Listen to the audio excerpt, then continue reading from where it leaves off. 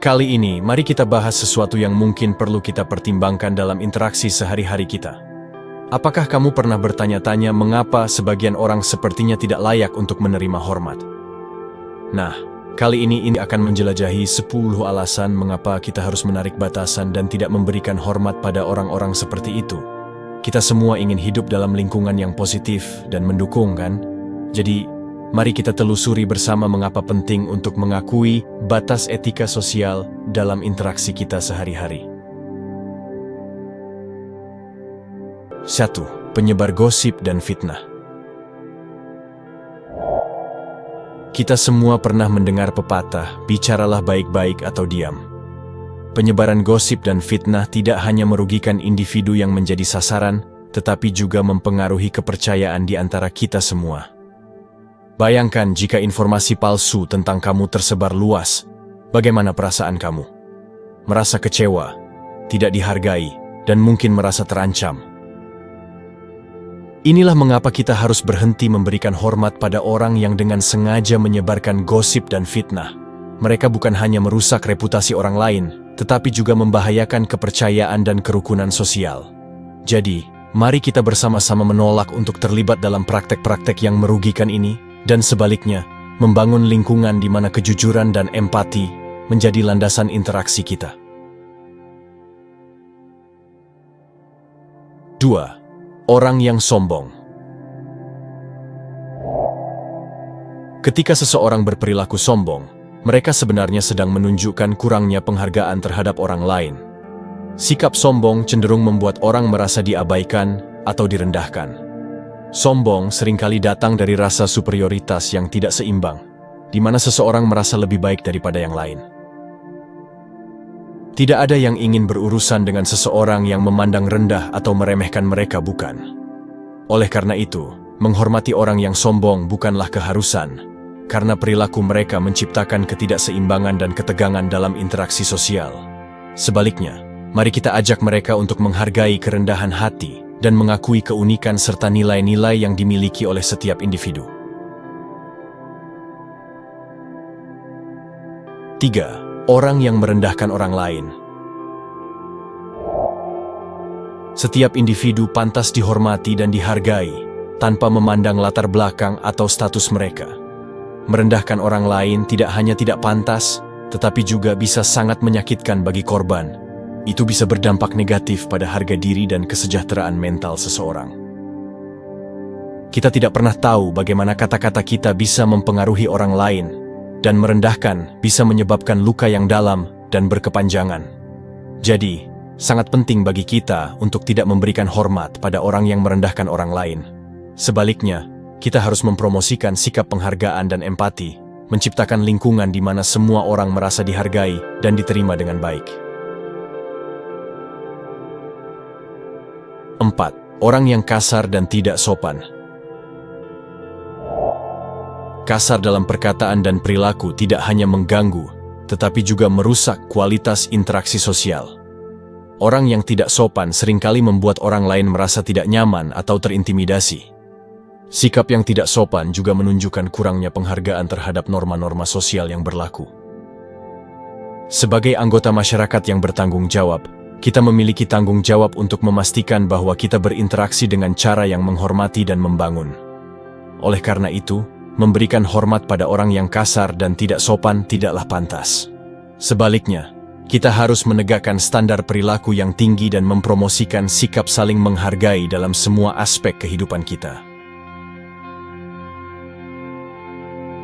5. Orang yang memanipulasi. Memanipulasi adalah tindakan yang tidak etis dan merugikan. Orang yang cenderung memanipulasi seringkali mencari keuntungan pribadi tanpa memperhatikan perasaan atau kepentingan orang lain. Praktik manipulatif hanya akan merusak hubungan dan menciptakan ketidakseimbangan kekuatan. Kita harus memahami bahwa kepercayaan dan kesetiaan adalah dasar dari hubungan yang sehat, dan manipulasi hanya akan menghancurkan fondasi tersebut. Oleh karena itu, memberikan hormat pada orang yang memanipulasi tidaklah pantas. Sebaliknya, kita harus memperjuangkan integritas dan kejujuran dalam semua interaksi kita, menciptakan lingkungan di mana kita saling mendukung dan membangun, bukan memanipulasi dan merugikan. 6. Orang yang tidak menghargai privasi. Privasi adalah hak fundamental setiap individu yang harus dihormati. Orang yang tidak menghargai privasi orang lain cenderung mengabaikan batasan-batasan pribadi dan memasuki ruang pribadi tanpa izin. Ini bisa termasuk mencampuri urusan orang lain, mengajukan pertanyaan yang terlalu pribadi, atau bahkan mengambil informasi pribadi tanpa persetujuan. Sikap seperti ini tidak hanya tidak etis, tetapi juga dapat merusak kepercayaan dan memicu ketidaknyamanan dalam hubungan. Oleh karena itu, memberikan hormat pada orang yang tidak menghargai privasi bukanlah tindakan yang tepat. Sebagai gantinya, kita harus menjaga privasi orang lain seperti yang kita inginkan untuk diri kita sendiri, menciptakan lingkungan di mana setiap individu merasa aman dan dihormati dalam ruang pribadinya. 7. Orang yang tidak menghargai pendapat orang lain.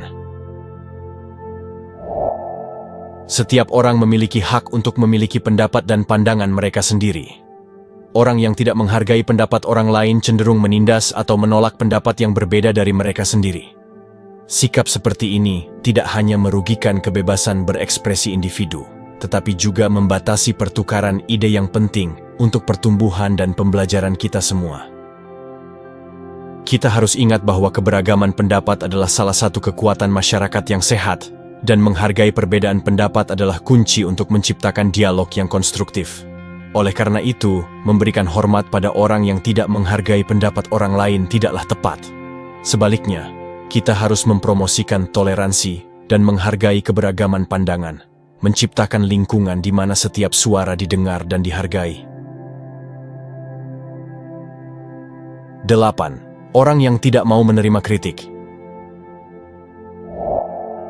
Menerima kritik adalah bagian penting dari proses belajar dan pertumbuhan. Orang yang tidak mau menerima kritik cenderung defensif dan sulit berkembang. Mereka mungkin merasa terancam oleh konfrontasi atau takut akan penolakan. Namun, menolak kritik hanya akan menghambat kemajuan pribadi dan profesional kita. Sebaliknya, kita harus memandang kritik sebagai kesempatan untuk belajar dan meningkatkan diri. Ketika kita menerima kritik dengan terbuka, kita bisa mendapatkan wawasan baru dan memperbaiki kelemahan kita. Oleh karena itu, memberikan hormat pada orang yang tidak mau menerima kritik tidaklah tepat. Sebagai gantinya, mari kita menghargai sikap keterbukaan dan kesediaan untuk belajar dari pengalaman, menciptakan lingkungan di mana pertumbuhan pribadi dan profesional didorong dan dihargai. 9. Orang yang tidak bertanggung jawab. Bertanggung jawab atas tindakan kita adalah tanda kedewasaan dan integritas. Orang yang tidak bertanggung jawab cenderung menghindari konsekuensi dari tindakan mereka dan menyalahkan orang lain atas kesalahan yang mereka lakukan.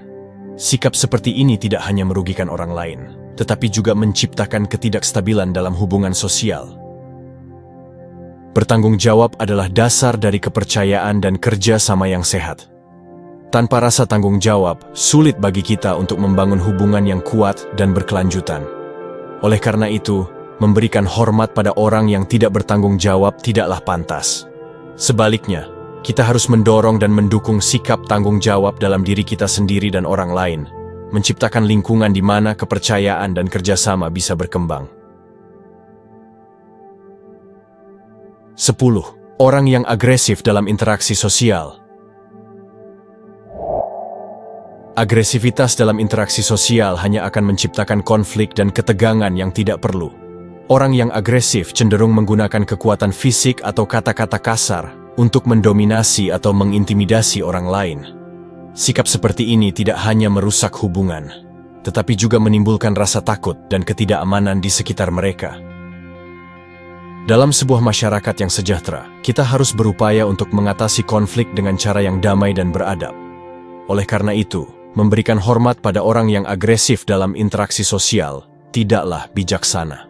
Sebagai gantinya, kita harus mempromosikan pemecahan masalah yang terbuka dan empati, menciptakan lingkungan di mana semua orang merasa aman dan dihormati dalam setiap interaksi sosial.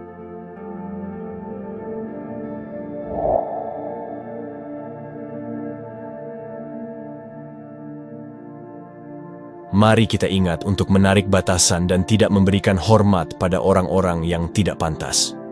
Dengan menghormati orang lain, kita juga menghargai diri sendiri dan menciptakan lingkungan sosial yang lebih baik. Saat kita berkomitmen untuk menghormati etika sosial, kita tidak hanya memperkuat hubungan kita dengan orang lain, tetapi juga memperkaya kualitas hidup kita sendiri. Jadi, mari bersama-sama membangun masyarakat yang lebih baik dengan memulai dari diri kita sendiri.